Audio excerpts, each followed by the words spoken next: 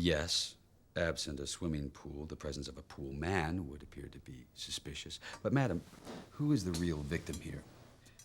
Let me suggest to you the following. Your husband, on a prior occasion, had slapped you, beat you. I think that word is not inappropriate. No, Let me finish, please. I'm not concerned with who slapped whom first. Your husband, who had beaten you repeatedly. No, please, he never. Repeatedly, was at the time brandishing your firearm. It was his gun. And will get it back for you, trying in his rage to shoot an acquaintance, a friend of long standing. They never really cared for each other. And if not for your cool-headed intervention, his tantrum might have ended this schmo's life and ruined his own. As for the sexual indiscretion which he imagined took place, wasn't it in fact he who was sleeping with the pool man? No? Am I going too far here? Were his sexual... No. I don't... Sorry, I'm not omniscient. The point is that he acted upon an assumption which he cannot prove, and I take it you deny. Well... Fine, I'll take the case. It's imperative that I meet with Oliver Allerud before we proceed any further so that I can massage the kinks out of our testimony.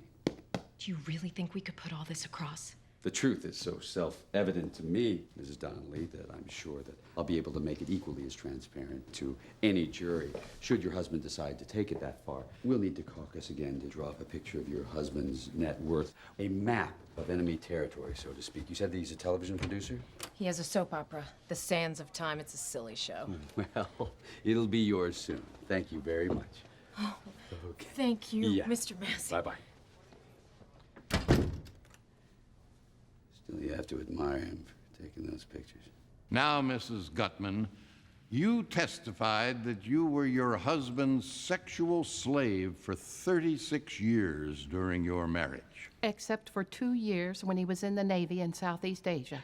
And before your marriage, what was your profession? I was a hostess for Braniff Airlines. And what is your husband's profession? He manufactures staples and industrial brad tacks.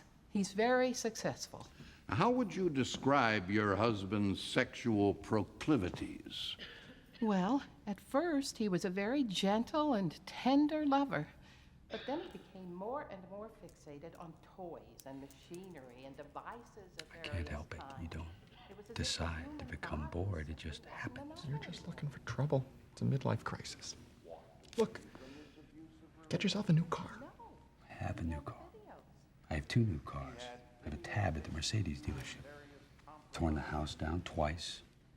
Rebuilt the cabin in Vail. Got 3 of those yard people. Gardeners. I've got a man who waxes my jet. These encounters were videotaped. Sometimes there would be a gizmo. A gizmo? He had a device he called the Intruder. It was something he had the engineers at the factory design, and then he had a prototype built out of the parts from our vacuum cleaner.